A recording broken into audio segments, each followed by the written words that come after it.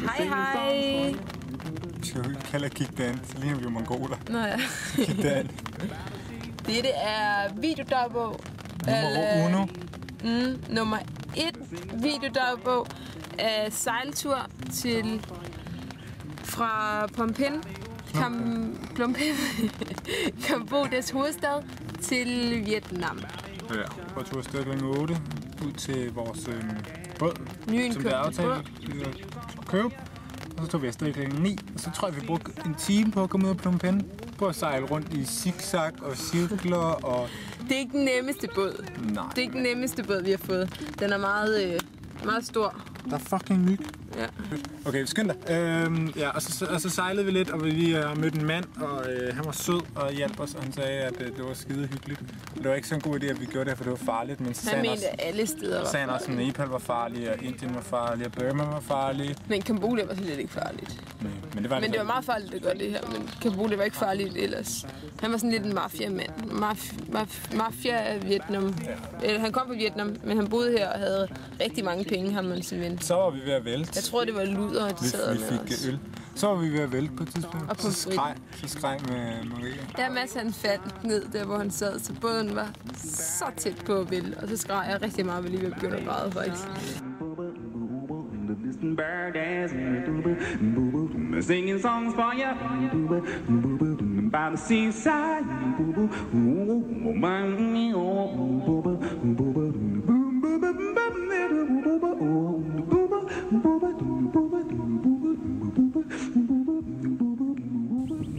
Jeg har så stop nummer 2 på vores tur efter en god lang sejltur.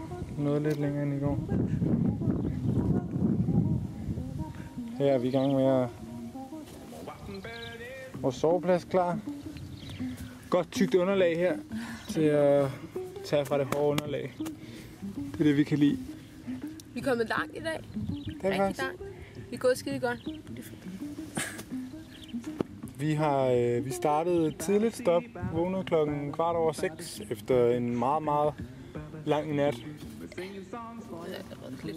Ja, vi har jo vågnet først lidt tidligere, men så stod vi ordentligt op med dejlig munkemusik. Det er faktisk den eneste rigtige måde at stå op på. Så fik vi skyllet trængesæt og fik båden ud i vandet og blev teltet sammen. Det var stadig lidt småvådt. Det regnede lidt i løbet af natten. Så tog vi ellers bare afsted. Krydsede. Og så lavede Maria havregrød på båden. Det var eddermame dejligt. Så var det bare afsted. Et enkelt stop lige for at drikke noget, og et enkelt stop lige for en tispause. Ellers havde vi bare sejlet 8 timer. Ja. Og godt og vel 8 timer. Og hvor mange kilometer, tror vi? Det kan jeg ikke huske. 20, tror jeg. Det lyder ikke meget, men i Bertha, så er det faktisk... I båden Bertha, så... Vi kalder vores båd for Bertha. Hun er meget tung i Bertha. Ja. Hun er meget godt lige at dreje rundt.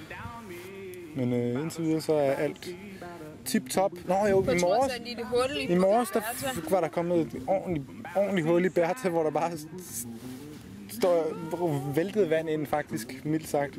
3 små huller. Der gik faktisk der røg festpind meget vand ind. Så vi måtte lave sådan en pose fyldt med sand og lidt vand. Og så lægge noget vægt oven på den, og så har den sådan holdt okay.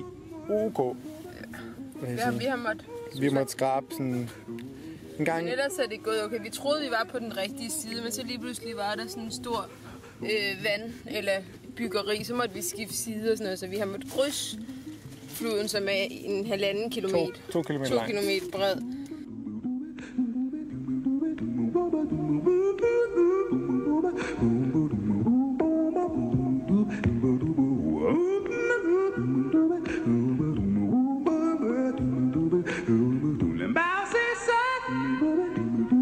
Singing songs for you. singing songs for you. By the seaside, singing songs for you. Hello, what's up? Dag 3, dagbog nummer 3 på vores sejltur til Vietnam fra Cambodia. Vi er endelig ankommet til Nic Long, en større by, hvor vi har fundet os et gæstehus. Rimelig forladt by. Og vi har fået stillet vores båd en eller anden sted hos nogle lokale mennesker nede ved havnen. Som der var herresøde og bare hjalp os med at sætte den fast. Ja, og holder alle vores ting. Nu er vi lidt spændt på at se, om det hele er i morgen.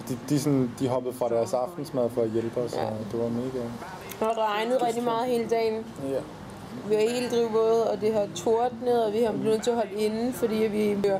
Men så hvis vi har sejlet mega langt, så viser det sig, at vi ikke kan komme igennem. Vi bliver nødt til at komme tilbage. Det er som, at jeg hoppede ud af båden og skubbe hele vejen. Ja, fordi det var for lavt, og der var for meget strøm, til vi kunne komme. Og så gik den på grund, og så sad vi fast. Og han blev Mads mega sur på Maria. Og Maria blev sur på Mads. Fordi han blev mega sur på Maria. Også fordi Maria blev sur på Mads. Før. Nå, så kom vi så afsted, og vi får råbt lidt af hinanden, kan det godt. Startede egentlig meget godt, synes jeg. Ja. Men folk kan intet engelsk, og de kigger på os, som om vi er... Enten kigger de på os, som om vi er syge i hovedet, eller også så griner de af os, eller også så nogen vælger at vinke, men de er lidt påpasselige med det. Men for det meste af det har vi ret gode oplevelser med folk, at de er søde, og synes men de synes, det er lidt vildt, det vi gør. De kigger på vores båd, peger på den og siger... No, too old. Ja. Dem, der nu kan lidt engelsk. Og vi kan se, at selv dem, der ikke kan engelsk, de peger på den og kommenterer den. Og griner og ligner nogen der. Så.